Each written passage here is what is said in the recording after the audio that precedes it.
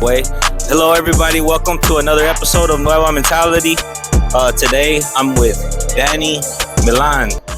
Dani Millan is a social media influencer. Oh gosh. Her Instagram channel is Houston Sports Fangirl, because I love everything Houston sports. So what is it that people can find on your Instagram channel? Honestly, anything to do with sporting events or sporting games or meet and greets. If it's happening in Houston, I'm most likely there. As far as it goes, Texans, Rockets, Astros. Right now, we're at the Shell Stadium, where Dynamo and Dash usually play. But tonight, we're here watching USA and Colombia. So tell them directly what everything's going on, but I usually like to reshare and post things that they have the opportunity to go visit and check out. I noticed that when I saw some of your pages, I find out that you're there, and I didn't know about the event, but it looked like a lot of fun. But how do you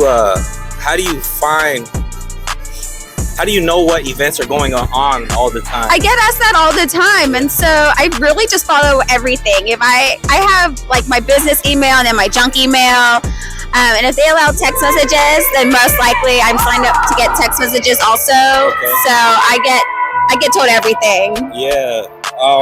When did you start your page? Well, Instagram's been around for forever, right? Yeah. But it was probably like 10 years ago or so that I really started focusing on my sports. And I think it really was my grandparents that pushed me to show off what I love so much, because this is what I was always into, just growing up with sports. And then in 2013 was really when I got into focusing on sports more. So maybe about 10 years. And of course, it just grows more and more and more as our teams progress and they get more well known. So your page has been active for 10 years? Yeah. I think one of like the first real pictures I posted was like 2015. Okay. 2015. Uh-huh. So it took you time to get that amount of people to follow your page. It did, yeah. And at first it wasn't like my main focus to get followers and stuff like that. But it's nice to get that appreciation for my love for sports, because then I can share my excitement and love for that stuff too, and then get everyone else hyped up for it. Yeah. So your page grew organically. It did. Okay. And I think that's because I'm organic, right? I'm real. I keep it real. I'm in the scene, right? Like I like to know what's going on. I'm there paying attention. I can talk sports to you. Right. I've seen you in some events at the either Dash or Dynamo, and you're talking to kids. You were a part of Dynamo's media? Yes, so Viva Houston was one that I was a part of, and so I did some sidelining for them with Dash and with the kids and the women's team and young girls. I love to get them involved and all of that. Did the media team find you through Instagram? They did, and then we just connected in that way. Okay. Were you paid for that? I wasn't, and that's okay, because if I can be there again talking about what I love with people who want to love it too, right? And so that makes me happy. Yeah, that's all I need. Were you given free tickets for doing that? No. But during the events that you were doing the media, you were able to get in free. I was, to like the field, like the pitch and stuff like that. Yeah, but I was already a season ticket holder. I'm a season ticket holder for Dash and Dynamo. And so I was already kind of at the game, and it worked out that way. Awesome. And so they asked me to hop in, and I said, sure, yes. Anybody should. I know you have access to Dynamo games because you get season passes. What about Astros games? So Astros, last season, I'm really more of a volunteer. And last season was my second year volunteering through the Astros. And a lot of people think that's just volunteering at the games, but it's so much more. There's a lot to do in Houston as far as food pantries go, and like 5Ks to help out there, and kids meals and books and everything. So I love that you're involved with Houston in general. But with Astros, yes, I did go to a lot of the games just through volunteering. So I was blessed in that way. Okay. So there's volunteer opportunities with the Astros? Yep. Like the giveaways at the gate, or the add-ons, or like you'll see the foundation tables. Okay. So those need volunteers. I guess we got to get more information. I'm interested in that. That'd be cool to find out. Yeah, especially if you love your city like I do. I just love being involved. And the people you meet through there is they're retired older people, but they're so much fun. And That's awesome. Are you born and raised in Houston? Born and raised in Houston. Okay. It's hard to leave my city, right? So Yeah. I well, you know, lived outside of, well, I deployed, and whenever I'm gone, I always miss Houston. I always Yeah. wanna come back. So how about Rockets games? Rockets games, I love to. Those tickets I do have to pay for, but my favorite section is 404, just because that's where the DJ is. Oh, And it's still a good view in the corner, so you don't have to pay like a lot of money, but you still get to enjoy the game. Oh, Plus, Toyota Center is the way the stadium is set up. Anywhere you sit, it's a good seat, I guess. okay, yeah, but that's also good to know. Section 404 is with the DJs at. I didn't know that. Okay, Yes. So that's the party section. And I do love the DJ, like DJ Palmo. Shout out to DJ Palmo because he's a great DJ. Okay. And who's do you know the DJ here at the Dynamo game? This one I don't know personally like that. Yeah, I don't know who it is. So the Rockets DJ is, what was his name again? DJ Palmo. DJ Palmo. Okay. Yeah. Houston Texans. Houston Texans. Do you go to many of those events? So not as many as Astros and Rockets, just because there's not as many games or events that happen. But I do love it because the boulevard, you know, where they have all the tents and stuff. You don't need a ticket to go there. You're talking about the tailgate. Yeah, like the tailgates, and then there's the boulevard, like right there by the Astrodome and NRG. Yes. And where all the tents are and stuff. Yeah. Go get your free stuff. Check it out. You don't need a ticket to go through there. So sometimes I just go check that out. Check out tailgating. I don't need a parking pass or a ticket to get into the game. At least not an actual like ticket. As far as parking, you're on your own for that. Okay. But you can walk in and just without a ticket. And just go check out the tents and stuff. Yeah. Okay. We have a rugby team. All right. We have a rugby team. A lot of people don't know we have a rugby team. Sabres, right? Yeah, Saber Cats. Saber Cats. It's Yeah. all the way out there in Pearland. No. Well, I don't know. It's a few years. If anything, I want to say this is its third year. Okay. But I really started paying attention last year. I went to my first game last year. That was interesting, and I saw Trey the Truth was out there. Okay, yeah. But I guess they're trying to push the. See, and I love our Houston rappers because they support all our Houston sports too. Right. And so you'll see him at the Rockets game also, and Texas. Right. That I wanted to talk about is your page. You're an advocate for MS. Yes. Could you tell me what MS is? So MS is multiple sclerosis. It's where my immune system attacks my nervous system. So like where your nervous system is just kind of like lines, my immune system hits those nerves and eventually like breaks it. So that signal isn't as clear as it should be. Okay. And so that just happens throughout my body. It causes, different things like slurry, dizziness, tiredness. I get nauseous. Overheated is a big deal. So like summer here kind of sucks. Everyone's case is a little different. I was blessed enough to be diagnosed at 19, so I was still young enough to take care of myself. I was healthy, in shape for the most part, whereas people are usually older, like in their 40s, so it's already kind of disabling. Okay. And so like right now they have this thing called lesions, where it's just like blank mass, and I have that in my brain and my spine. And then if you see like my MRI, you'll see like my brain isn't like a circle. It has a lot of like breakage. Okay. So it's just kind of deteriorating. Oh, okay. So the goal is not to be 50 with an 80-year-old brain. Okay. The goal is not to be 50 with an 80-year-old brain. Mm-hmm. And how do you accomplish that goal? So we definitely changed medications. Oh, okay. I was on an injection 3 times a week for about 10 and a half years. And a few months ago, I just started a new one, and I take that injection once a month. And that kind of stops the progression? It slows it down and like rejuvenates different cells. I need to kind of stay healthy. Okay. Is this a disease of the nervous system? Mm-hmm. So it's like a neurological disease. Okay. Yeah, neuro disease is easier to pronounce. Yeah. I noticed you mentioned some type of feelings from it. Do you have any, I guess, is pain more sensitive to you? Is it? So it can be. I know sometimes I get numb a lot, like on my left side, which feels weird. It's just kind of like your arm fell asleep, or muscle spasms happen a lot in my feet where it just kind of like tenses up. I went down a rabbit hole almost a year ago of people with walking disabilities because that affects MS people too. Okay. And I told myself, okay, I gotta stay mobile. So I really got on like a fitness journey to kind of be able to like use my muscles more, kind of strengthen them. And then, especially because I've had it for almost like 13 years now, right? So I want to prevent that from causing issues in the future. But it's also helped me getting overheated too. So I'm able to kind of control my heart rate, and I don't get as nauseous as quickly or tired as quickly. Okay. I guess like the working out really has helped with that. Okay. Also just being a runner most of my like earlier teen years kind of just helped strengthen my legs in general. So that's always been helpful.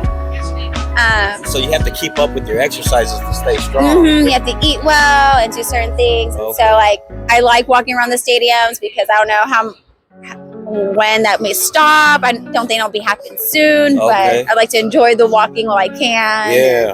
I want to point out you seem you're really positive about your experience. I am. Hello. You see by the dawn's.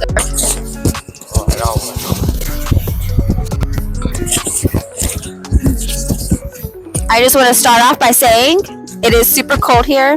I am. Today. I always just think back because, again, being 19, I was 2 months away from turning 20 when I was diagnosed. And I just remember getting my MRI done. I had really bad headaches, and I had been traveling. And I came back, and that's what kind of caused me to go get MRI done, was just like I was drunk without being drunk. And so my mom was like, let's go get an MRI done. And after getting that done, an hour and a half after getting it, my doctor's like, y'all need to come back to the office. And that never happens. You don't hear from your doctor that quickly after an MRI, right? So we go back, and he throws all this different stuff at me, like cancer being one of the biggest ones. And I just remember looking at my mom at that word and just like kind of crying because I'm like, oh my God, I have cancer.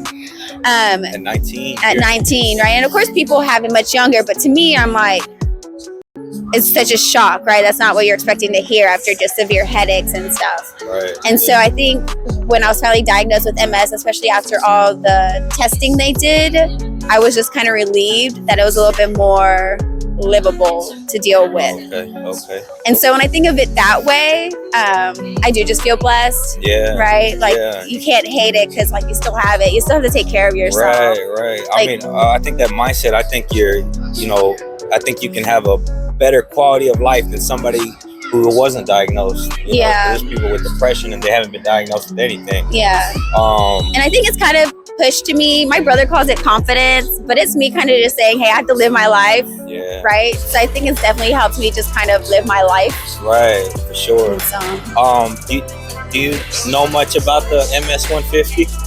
I know it's bicycling. My mom has volunteered with it through her company. Because I know they've done stuff like that before through those. Okay. So I always think that's a blessing for people who do that. And I know you're telling me you do that. Yeah, I mean, I want to point that out. MS 150 is a bike ride that they have from Houston to Austin. I remember when I did it a few years back. We went from Houston. We stopped in LaGrange and we slept there. Woke up in the morning and then we biked to Austin. But it was all for MS, and we had to do a fundraiser for it. So we had each biker had a fundraise money, because it all went to the cause. But that's something I want to point out. I don't think a lot of people know about MS. No, and it's funny because I've talked to people who've done the MS 150 and they don't realize that MS is for multiple sclerosis. Yeah. So I always just think that's really funny, or they don't know, like they may know it's for multiple sclerosis, but they don't know what it is. Yeah. Again, I appreciate the effort of you riding your bike regardless. But I just think it's funny that they're just riding. Yeah, I know. So I got into it for the health and fitness part, then the MS was added on top of it. Yeah, I still get excited when I see advertisement on like TV or magazines for MS medications, because to me that's still fairly new. Yeah. And so, through the MS Society, we do have groups. I've joined a few groups to talk about our MS and how we experience it, or just to hop on and talk about our day, or like what's going on, like. So it is nice. It's not so much in person as if I found it like online. Okay. But that's still kind of nice. You see everybody in different ages, different colors, different shapes. And so it really can happen to everybody. It happens to men too, not as often as women, but it does happen. And so you can always find and definitely go out and look for something. I know last year was a hard year for me personally. I was going through a lot of struggles, and I know my sister helped me to find a good MS group for me online.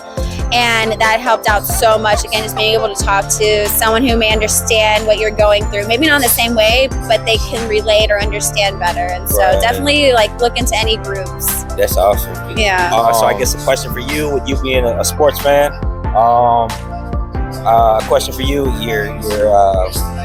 your favorite all-time top 3 NBA players.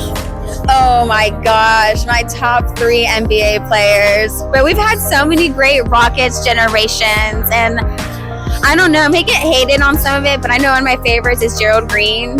Okay. He was always so good, and I always remember a game we played on my birthday against the Suns, and we were down by 2 points, and with the buzzer beater, Green's in the corner, makes a step back 3-pointer, and we win. You were at that game. I was at that game. It was my birthday, and it's already been almost like, I don't know, 8-9 years or so, maybe. He's from Houston, yeah? Yes. Oh, yeah. And so I love that. It's always such a great memory of mine. And again, he's from Houston, and or like a neighboring city, but you know. Yeah, shout out to Gerald Green. Yes. And I do love VV, or one of our current players. Okay. Van Fleet, Fred Van Fleet. So you're gonna put him in the all-time top 3? I don't know, because like our generations are so different. Everyone goes for, of course, the obvious like rings that we got and everything like that. And that's your choice, okay? Yeah, and I wasn't like, I can appreciate that era, and I love them to death. I'm still a fangirl when it comes to them, but I was 2, right? Like when we got the rings, and so I didn't really see them play as much. And of course, there's T-Mac and Yao, and I don't know. Yeah, we've had just a lot of even small players. And so number 2 was, who was that? VV, Van Fleet. And he's just one of our most recent ones. He's already kind of older up there. He's not even 30, but people are already calling him old. But he's, you know, he helps assist, and he helps the rookies. And I think the older players on the court are kind of like the coach on the court. Yes. I feel like Chris Paul. CP3. Yeah, I feel like he's a coach. He kind of. Yeah, like you see him with the Spurs right now, and you just see him trying to hype up the guys, or when he was with Phoenix. Yeah, or Russ. Like people forget we had him, but he was really good at some point. Some people, like we had good players, and Harden never gave them the time to kind of develop on our team. Yeah. And so I'm not the biggest Harden fan. He was fun to watch, but he's frustrated. Oh, he was great with us. He was on a roll, and there were so many times that we could have gotten a ring with him, but he couldn't. And now he's kind of aging out, and he's already on his like 3rd team and never got anyone their rings. And so I'm like, I don't know, when you say that, reminds me of Carmelo Anthony. I feel like. See, I liked Anthony too. Yeah, and he was on our team for a little bit. Yeah, he was. Yeah, and people forget about that. Yeah. So it's just like we've had a good run, and even like our 2015 era when we had like the Bam Bros, or like Demo or Jones, or what is it, Corey. That Jay Sean Tate was like our oldest Rockets teammate, and it's crazy to think because he hasn't even really been on our team for that long. So just to think back on our past generations, and that Tate is our longest Rockets right now, it just like kind of blew my mind to think of. Yeah, and it hasn't been that long. And so I know we started really good off in the season. I think we were at least number 3. And now we've kind of dropped to number 5, but we gotta get our groove on. And again, we were on a losing streak for a while because we didn't have Van Fleet. No one was there setting up plays for the guys. And interesting. Facebook, Instagram page is Houston Sports Fangirl. Houston Sports. I had to add the girl at the end because I'm a girl, so I love being a girl in sports. Yeah, that's my story behind that. So shout out to all the girls out there that like sports. Yes. Okay, everybody, thank you guys for watching another episode of Nueva Mentality. I'm here with Dani. I got part 2, guys. And go USA! USA! USA!